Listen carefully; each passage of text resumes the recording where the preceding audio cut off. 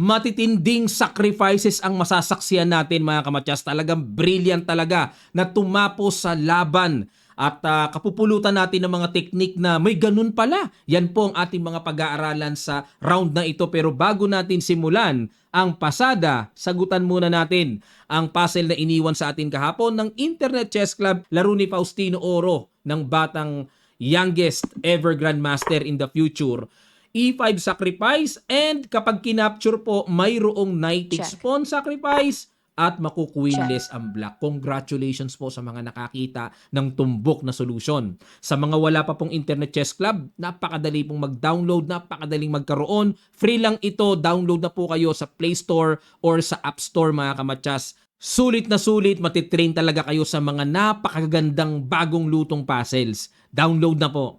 Unahin nating i-analyze mismo ang kaninang nakita nating solution na tumira. Faustino Oro at Eileen Rovers. Ang ginawa dito ni Fausti, nag-knight F3. D5 naman si Rovers.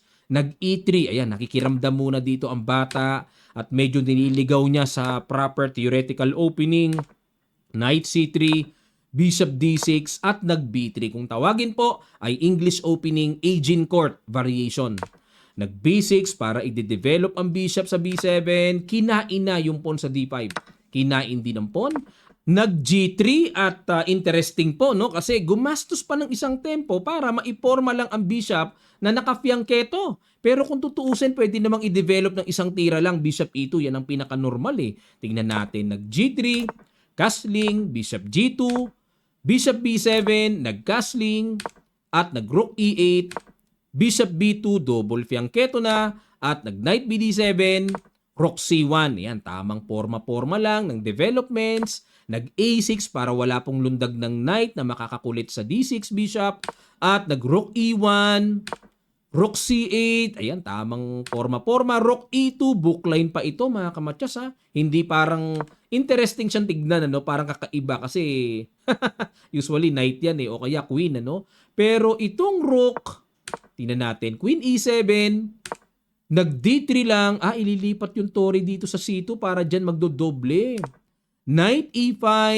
Ayun. Dito na po lumabas ang bagong luto dahil sa mga nakaraang laban, ang mga nagawa na ay C5 at may tumira na ng G6. Pero itong Knight E5 bago ni Rovers. Knight takes E5. Bishop takes E5. At nag-Rook C2. Patong lang. Nag-Rook CD8. Ayun, medyo parang lumihis at binad mo ba ng computer? Kasi po, nakadoble na nga naman, bakit lumihis pa? Parang binawasan lalo ang puwersa, nakaporma na sa white yan. Nakakadelikado, no? Pero dapat daw ang tira ay B5 lang, mga kamatyas. Yan po ang accurate, no? B5. Para walang knight A4 mamaya, mga ganon. Pero Rook CD8, nag-Knight E2 naman si Fausti at naghamon siya ng exchange ng bishop pero hindi po nagustuhan ng computer. Ang tira na yan, dapat daw ay Knight A4. Oo nga, dahil walang B5, Knight A4 ang dapat gawin. Ayan, napagtutugma natin mga kamatyas, ano? Pero Knight E2 ang ginawa, Bishop takes B2, Rook takes B2, at nag-C5. Ayun. Okay, malakas na yung pawn. Nag-D4, binasag kagad ni Fausti at pinasukan naman ng Knight. Knight F4, pressure sa D5.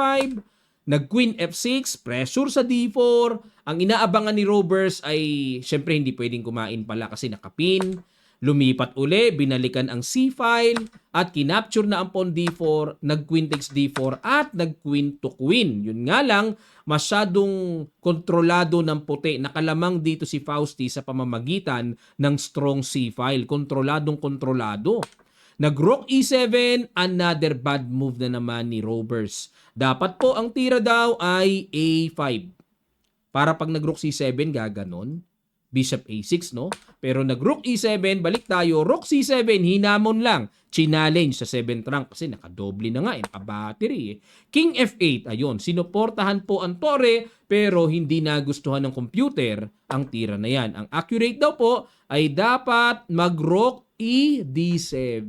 Doon pala dapat ang tira. Kumbaga waiting lang mga kamatyas, waiting lang na mag-react ang puti kung kakain ba.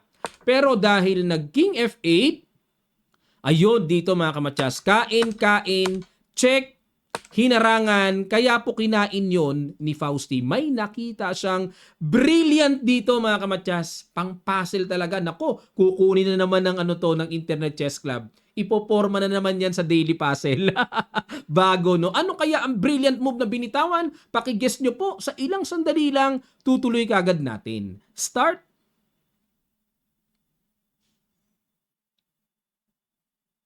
Maraming salamat po mga kamatyas. Congrats sa mga nakaramdam, nakakita.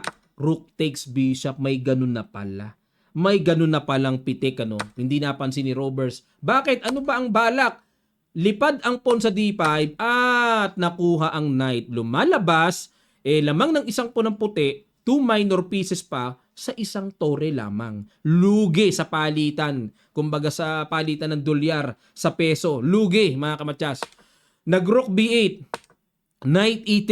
Ayan, magda knight f5 check, may knight c4, nag g6 para walang lundag, pero nag king f1. Time na to activate the king, no? Sabi nga ni ng mga experts sa endgame, king must be active pagdating sa endgame. Nag-rook c1, hanap-hanap ng mga counter-counter, pero nag knight c4 check at dito po hindi na natiis ni Roberts, isinuko na ang kanyang position. Bakit sinuko? Kasi po pag bumaba para depensahan ang pawn, tutulak naman ng pawn tapos magdi d6 o kaya pwede ring mag-bishop d5 etc. etc. Dito po parang patatagalin na lang, mapapagod na lang si Roberts, ni-resign na niya. At dahil dyan, bago tayo tumungo sa nagpayanig naman sa Masters Division, tingnan muna natin ang kanilang standing after round number 4 sa Challengers Division. Ayan po, nangunguna ang taga-Azerbaijan na si Aydin Suleymanli na tumalo kay Miao Miao kahapon mga kamatyas. Mabigat po ang laban ni Miao Miao, ano? Bumigay si Miao Miao eh. Ayan taga-Azerbaijan ang leading at si Fausti pang ilan. Ayun, tied for second place kina Maurizi Woodward and Faustino Oro. Okay? And si Miao Miao nasa pang number 9 mga kamatyas. Pero mahaba-haba pa pong lakbayin ito. 14 sila. Single round robin. Ibig sabihin 13 rounds ito mga kamatyas. Abangan pa natin ang magiging laro pa ni Miao Miao at lalo na itong batang naghahabol ng youngest grandmaster. Okay po, dako na tayo ngayon sa mabigatang nagpayanig sa Masters Division. Bakbakang Aravind Chitambaram ng India at Hansmukh Niemann na dito ang bigat ng laban nila mga kamatyas. Tinirahan ng knight f3, knight f6, g3, nag c5, bishop g2, knight c6, c4. Ito po yung tinatawag na English symmetrical. d5 pero inunahan kagad ni Niemann ng paluwag sa sentro, kain-kain, at nag knight c3, challenge kagad, at nag knight c7, ayun, atras muna. Pinireserba muna yung knight, ayaw muna ng exchange ni Niemann. Nag-castling, nag e5, a3, ayan, para mag-rook b1, b4, yan pong discarding yan eh. Rook b8, para makaiwas lang din mamaya sa pressure ng diagonal at pagkaganyan po mag-b5 yan. At nag d3, ayan, para makalabas na ang bishop. Bishop e7 para makapag-castling na. At nag-knight d2. Ayan na po. Yan ang mga ikot niyan. Pupunta yan sa c4. Bishop d7. Ayan. Dito po may discarding kasi mga kamatyas. Ba't gumanyan? Meron kasing discarding. Halimbawa pag nag-castling, kakainan doon. Madodouble pawn tapos magda-knight c4. May ganung diskarte. Gini-give up ang light square bishop sa knight para magkaroon ng pangit na pawn structure ang black. Naramdaman ni Niemann, oy, teka muna. Bishop d7 para kung kainin man, may bishop. Nag-knight c4, f6 muna, patibay muna. Bakit po? Dito hindi pa talaga makapag-castling kasi baka mamaya kainan doon, makukuha yung pawn sa e5, libre. Kaya in f6 muna. Nag-f4, talagang ayaw, talagang nililigalig talaga ni Chitambaram, si Niemann, basagan kagad. Nag-b5, pinaalis ang knight, knight e3, nag-castling, at nag-f5, ayun, nag-decide na po si Chitambaram na i-close. Pero pagka ganyang diskarte po kasi, magpo-pawn storming sa king side yan. Yan ang diskarte niyan. Tapos knight e4, g5. Ayun. Pero ito pong tirang f5 ang lumalabas po na bago novelty. Dahil ang mga nagawa na sa posisyon na ito, may tumira na ng bishop d2, may tumira na ng knight e d5. Yan po ang mga naganap na sa posisyon na to. Pero itong F5, bago. Nag-knight D4 pumasok, G4, King H8, Bishop D2, Bishop E8, okay, abang-abang lang din, mukhang ililipat doon sa kabila. Knight E4, ayun, tatargetin dito yung C5. Nag-Bishop F7 at nag-Bishop C3 at binigyan po ng questionable ang tira na yan ng computer. Dapat daw po ang tira ay Rook C1 talaga. Kaya nga nilagay yung knight dyan. Yan din ang inaasahan ko eh. Very logical, ano? Pero bakit nag-Bishop C3? Pangtakip pa yan sa C-file. Yan. Kaya mapapatanong talaga ang computer. Nag-B4. Nagpatempo ng atake pa. Kinain. Kain. Bishop D2 umatras at ayun. Nagkaroon po ng mga sundot-sundot kagad si Niemann ng mga pangkulit. Nag-Queen E1 umiwas at nag-Knight CB5 para suportahan din yung pawn na hanging sa A7 at nag-Rook C1. Okay? Diyan ang gustong control pero bad move again by Chitambaram. Dapat daw po ang tira ay Rook A6. Yan ang accurate pero mahirap makita. Parang walang threat eh. Diba? Parang walang threat to. Rook C1, sa human eye, parang meron pang katwiran eh. Grabe talaga, no?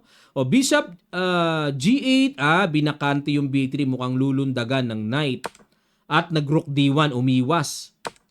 A5, okay, para, naku, ito na po yung papagapang na mapuproduce na pass-pawn dito ng black. Sakit sa ulo ng puti yan. King H1, prophylactic move lang. Knight B3 na. Knight C4. At kinain na po ang bishop, kain. Kumbaga, kinuha na ni Niemann ang kontroladong merong bishop pair, kumbaga, no? B3, ayun na po. Tapos mag-A4, uunti-untiin talaga. Nag-Queen G3, okay, ang plano ni Chitambaram, bobomba na yan, mag-G5 na yan mamaya. Nag-A4, focus lang dito sa pag-build ng pass-pawn sa kabila. Nag-G5, bumomba na. A3, counter bomba. Grabe, oh. Nag-E3 lang? Para walang Knight D4, para walang Queen D4. Paano bang plano? Dapat daw ang tira dito ay kainin na lang po. Parang force na to eh. Ba't hindi kinain? Nag-E3 lang, kinain lang yung pawn sa G5. Binawian at nag-Rook B6. Ayan. Gusto muna dito ni Niemann na proteksyonan yung kanyang 6th rank. Baka mamaya malundagan ng mga ganun-ganon, na sacrifice, delikado. Kinain yung pawn A3 at knight takes A3, nag-Rook B2. Okay, para maawat. Kasi kung hindi po aawatin, ay titirahan yan ng B2. Masakit po yung pass-pawn na yan. Malakas yan. At nag-Rook B2, Queen E8. Pupunta saan? Pupunta ba doon? Pupunta dito. Nag-D4 na. Knight C4. Ayun. Hinamon po ang knight sa E5. Threat pa ang tore. Nag-Rook B1. Nag-B2. Yan na nga po ang talagang tumbok na plano talaga ng black na dapat gawin. Yung makapag-produce ng pass-pawn na mangungulit para yung mga pyesa ng puti hindi makapagtrabaho ng focus. Rook F2, nagbabalak na idispatcha yung pawn sa B2. Pero nag-Queen C8 lang. Rook C2, pin. Ayan, dito po naganap ang isa pang brilliant mga kamatyas na nagpayanig. Nakakagulat itong tira na to, talagang matindi na ginawa ni Niemann. Mala, computer, top move ito. Pakiguess nyo po, puzzle, sa ilang sandali lang, tutuloy kagad natin. Start.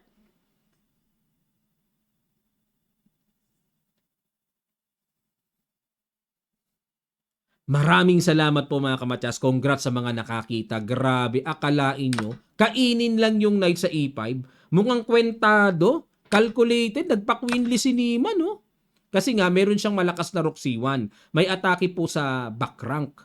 Kaya, nag-Knight C5 muna. Again, kung kakapturin lang po ang Knight, mayroong Rook C1. Patay lalo ang ano dyan. Hindi naman pwedeng capturein. Magiging Queen yan. Pag hinarang, kakapturin lang ito. Wala. Kakainin yung Bishop, tapos magpo-promote. Almost unstoppable at force na ang mga mangyayari.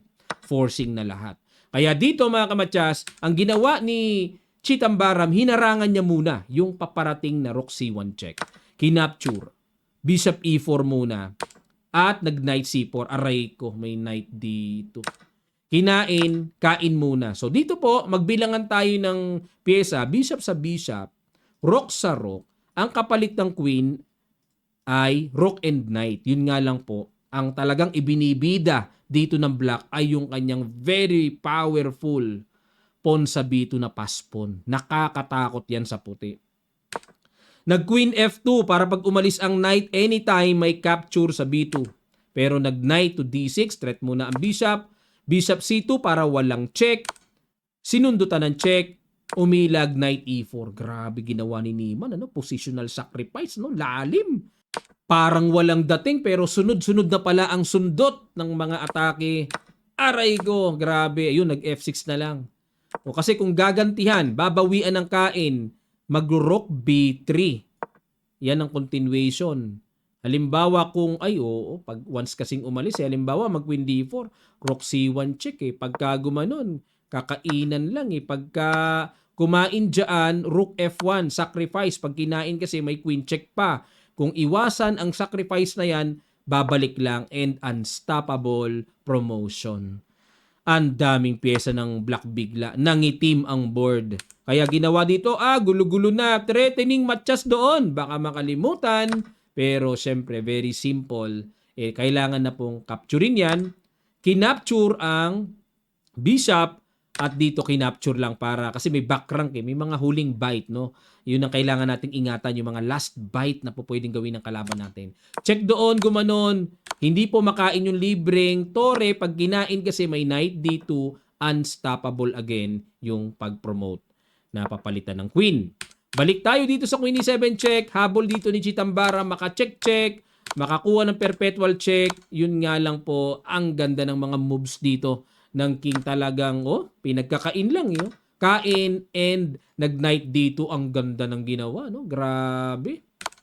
Check, ganun lang, Wala, kahit pamigay na yon dito po nag-resign na si Chitambaram. Kahit pamigay na yung tore, queen, wala, bugbugasious na yan. Isang po na lang natira, tad-tad ng pawns pa ang black, may knight pa.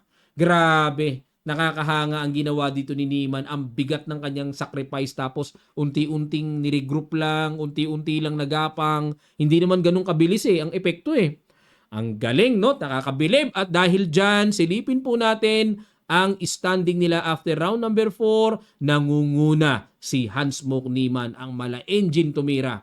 At katied si Abdusattorov ng Uzbekistan, Sindarov at Van Forest, Erigaisi, mga nakabuntot na 0.5 behind lang mga kamatyas. Pasensya na po. Alisin ko muna yung picture, di nyo nakita. Ayan, nangunguna si Hans-Mok Niemann mga kamatyas. Okay, so abangan pa natin ang mga mabigatan dito. Si World Champion Gukes pang number 7. Maraming salamat po mga kamatyas. Muli po, naglalambing sa mga hindi pa po nakakapag-subscribe sa channel na to. Mag-subscribe na po kayo at malaking tulong po yan sa progreso ng ating channel. And click nyo na rin ang notification bell para lahat ng ating mga uploads ay mag-notify sa inyo. Ganun din po sa mga gustong sumali naman ng ating paraffle. Ayan, makikita nyo lang po ang link sa description below para yung Google form makapag-entry po kayo. Tapusin nyo po yung task doon na ginagawa natin sa Internet Chess Club para makapag-entry po kayo at may chance kayong manalo ng GCash. Ayan po mga kamatyas, maraming salamat po at magkita-kita pa tayo sa mga susunod pang chess updates.